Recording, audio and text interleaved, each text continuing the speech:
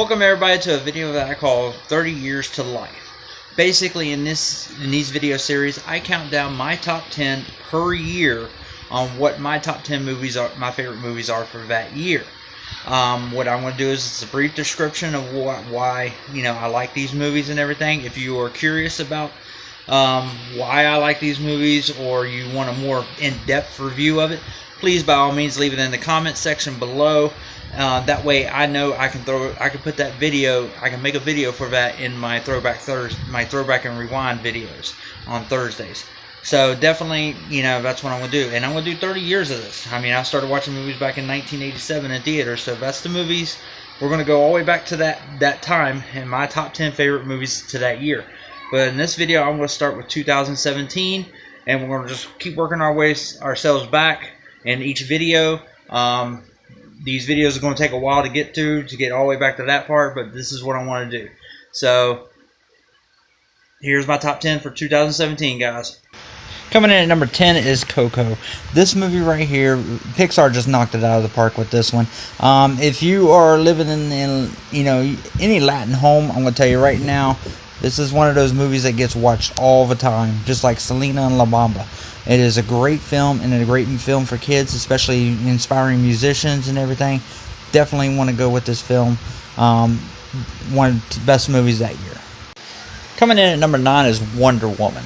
Even though I liked this film, it was just not one of the top movies for me. It is one of the top DC EU movies for me, but it is just not. It was not the greatest movie to me that came out in 2017. And I mean, it's just visually great, but the thing is, it was just not too where I want to watch this movie over and over again. And to me, that's what classifies a great movie to me, is how many times can I rewatch a movie. But that's where Wonder Woman sits at number 9. Coming in at number 8 is Logan. What a great way to finish off Hugh Jackman's role as Wolverine. Taking place in the future, old man Wolverine, Logan, the introduction of X-23. This movie was just phenomenally great. There is a lot of nitpicks, though. I still had it with this movie. I wish they would have had Sabretooth instead of the clone Logan.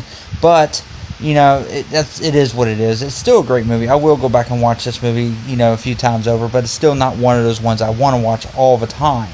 But if it's on TV, I definitely will be watching it. Coming in at number 7 is Happy Death Day. Me being a horror fan, of course, horror movies are going to be a little bit higher on my list.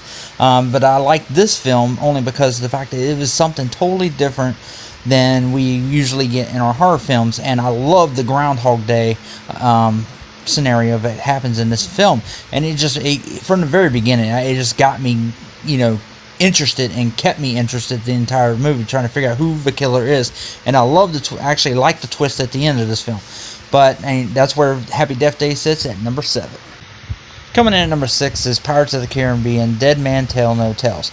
Even though this is probably not one of the best ones of the series, to me it's a Pirates film, and I love all the Pirates films. I even like On Stranger Tides. But the thing is, I liked how it kind of almost went back to the originals compared to On Stranger Tides, and just the entire story was I actually enjoyed it. And I watch pirate films all the time, so therefore this will just continue to be another one that now I watch every year. Coming in at number 5 is Beauty and the Beast. If you love the original Beauty and the Beast that came out in the 90s, you'll love this movie too, because it took everything that was in that movie and just brought it to life in this live action film. And that's what I remember from the film. I'm not into the Disney princesses or any things like that, but I do remember watching the original in theaters. And you know what? This film just brought me back to that. Now, there was a lot of parts of this film I did not like or care for, but it will still be one that, if it's on TV, I definitely will be watching it. Coming in at number 4 is Kong, Skull Island. This film right here just reminded me of a lot of Jurassic Park, The Lost World, and I love the fact that the MCU cast, all the people that they have from the MCU that's in this movie, Tom Hiddleston especially, I liked his character in this film. But, I mean, just this movie was so much better than Godzilla, and this was more of a stepping stone in their universe that they're trying to get started. I really liked Kong, and it's definitely going to be one I watch every year. Coming in at number 3 is Spider-Man Homecoming. As much slack as I give this film, I mean, come on, Spider-Man, of course I'm going to like it. I mean, it's just not the number 1 movie of that year. And the thing is, it's not as good as the previous Spider-Mans, but it's got a great cast, and I love the fact that it's now part of the MCU. But like I said, it's just the fact of how the whole story goes and everything. I'm just not a big fan of it. I gave my review already on this film. Please go check that out if you're wanting more in-depth on how I feel about Spider-Man Homecoming. Coming in at number 2 is the Power Rangers. My number 2 and my number 1 films, for this year, they were hard. To me, they're both number 1s because I love the Power Rangers film. I love the fact that it's like a Breakfast Club type movie and everything, and they become superpowers. Yeah, the only thing I didn't like about it is, we got to wait all the way to the end to get them in it. But the thing is, it made it more realistic. It made it more.